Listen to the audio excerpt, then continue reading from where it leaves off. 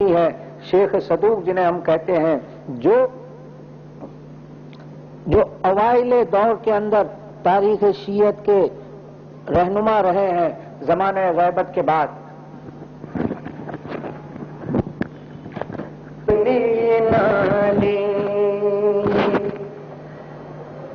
میں جب بھی وطن جاؤں گی بھیا، میں جب بھی وطن جاؤں گی بھیا، بن تیرے نہ گھر جاؤں گی بھیا،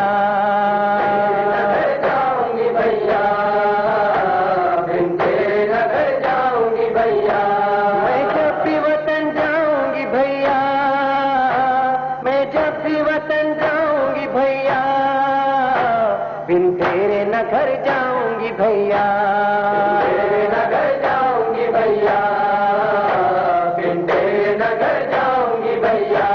18 برس کا علی اکبر بھی یہی ہے، 18 برس کا علی اکبر بھی یہی ہے، 6 ماہ کا ننھا علی اصغر بھی یہی ہے خاک بسر فروا کا دل پر، پامال بدن خاصے میں مستحق، کس دل سے میں گھر جاؤں گی بھیا، تیرے نہ گھر جاؤں گی بھیا، بن تیرے نہ گھر جاؤں گی بھیا۔ کیا دل تھے کہ آباد تھا زہرا کا گلستان، کیا دل تھے کہ آباد تھا زہرا کا گلستان، یہ کس کی نظر کھا گئی سب ہو گیا ویران، باقی نہیں اب کوئی نگہباں، سب بھائی میرے ہو گئے بے جان، مر جاؤں گی بھیا، تیرے نہ گھر جاؤں گی بھیا، بن تیرے نہ گھر جاؤں گی بھیا۔ عباس سے اور تم سے ہے زینب کو ندامت، عباس سے اور تم سے ہے زینب کو ندامت، زندان میں چھوڑائی ہوں دونوں کی امانت، کیا ٹوٹ گئی مجھ پہ قیامت، کس درجہ ہے زینب کو خجالت، وہ لب پہ نہیں لاؤں گی بھیا، تیرے نہ گھر جاؤں۔ اور اب ہمارا یہ قافلہ زیارت تاریخ انسانیت کی اس صدی کے عظیم رہنما اور انقلاب اسلامی ایران کے بانی حضرت آیت اللہ روح اللہ خمینی رضوان اللہ علیہ کے مرکز مطہر کی طرف جا رہا ہے۔ اہلیان ایران نے آغا کے ساتھ اپنی محبت، عقیدت اور احترام کو ظاہر کرنے کے لیے آیت اللہ روح اللہ خمینی کی قبر پر ایک بہترین روضہ تعمیر کیا ہے جو شہر تہران سے قم جاتے ہوئے راستے میں آتا ہے، اور ہر مسافر جو اس راہ سے گزرتا ہے اس روضے کی طرف ضرور حاضری دیتا ہے اور وہاں جا کر آغا کو خراج عقیدت پیش کرتا ہے۔ میں آپ کے سامنے آغا کی وہ تاریخ بیان کرنا چاہتا ہوں کہ مدرسہ فیضیہ سن 60 کا زمانہ ہے، اور ایران میں شاہ جیسا جابر اور ظالم انسان حکمران ہے، اور وہ یہ چاہتا ہے کہ اسلامی اقدار اور اسلام کی وہ ساری علامتیں اور اسلام کا تہذیبی تشخص ختم کر دیا جائے، اور اس جگہ پر مغربی تہذیب کو روشناس کرایا جائے، فحاشی اور عیاشی عام ہو، تاکہ اس کی زندگی میں اس کے کیے ہوئے اعمال کو کوئی شخص یہ نہ کہہ سکے کہ اس نے غلط کام کیا ہے۔ یہ اسی طرح سے تھا جس طرح یزید شراب کو جائز قرار دینا چاہتا تھا، خود زنا کرتا تھا تو زنا کو جائز قرار دینا چاہتا تھا، خود جوا کھیلتا تھا تو وہ جوئے کو جائز قرار دینا چاہتا تھا۔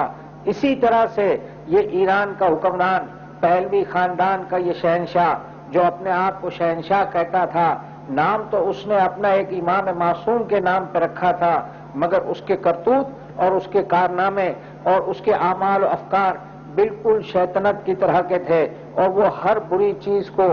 اسلام کا نام اس لیے دینا چاہتا تھا تاکہ وہ فعل اور وہ اعمال کرنے کا اسے اجازت مل جائے۔ مگر مدرسہ فیضیہ کا یہ مبلغ آیت اللہ خمینی جو اس وقت قم کے حوض علمیہ کے سربراہ ہیں، یہ کہہ کر کھڑے ہو جاتے ہیں کہ میرے سامنے حلال محمد کو حرام نہیں کیا جا سکتا، حرام۔ جناب زینب، شہر دمشق کے ایک نواحی علاقے میں زینبیہ موجود ہے، جہاں پر اس علاقے کو اپنے اسیری کے باوجود فتح کرنے والی شہزادی دفن ہے۔ یہ کربلا کی شیر دل خاتون کہ جنہوں نے حسینی پیغام کو لوگوں تک عام کیا ہے، ان کے متعلق شروع میں 2 بند سن لیجئے۔ سیف زلفی صاحب نے یہ کلام کربلا کی شیر دل خاتون کے نام سے پڑھا تھا۔ وہ یہ کہتے ہیں کہ زینب خدا خلق کی وحدت کا نام ہے، اور زینب رسول حق کی رسالت کا نام ہے، زینب علی کے زور شجاعت کا نام ہے، اور زینب بطول پاک کی عصمت کا نام ہے، زینب حسن کے تخت صداقت کا تاج ہے، اور زینب حسین کرب و بلا کا مزاج ہے۔ طوفان بڑھا تو عزم کا کوہسار بن گئی، آندھی اٹھی تو آہنی دیوار بن گئی، باد حسین حیدر کرار بن گئی، اور زینب گلو کفر پہ تلوار بن گئی۔ خیبر کا ولولہ تھا کہ خندق کی شان تھی، زینب کی ذوالفقار علی سی زبان تھی۔ عزیزو، یہ وہ شہزادی ہے کہ جس نے حسین کی مجلسیں کبھی پشت ناکا پہ پڑھی ہیں، کبھی حسین کی مجلسیں درباروں میں پڑھی ہیں، کبھی راہوں میں پڑھی ہیں، کبھی کریوں اور بستیوں میں حسین کا تذکرہ کیا ہے، اور ہر مقام پر یہ کہتی چلی ہے کہ لوگوں، میرے بھائی کو بے گور و کفن چھوڑ کر آئی ہوں، لوگوں، میرے بھائی کو بھوکا اور پیاسا قتل کر دیا گیا، حسینی پیغام کو پہنچاتی ہوئی چلی ہے۔ میں آئندہ آنے والے مناظر میں آپ کے سامنے جناب زینب کے خطبے کے چند اقتباسات عرض کروں گا جو شہزادی نے دربار شام میں دیے ہیں۔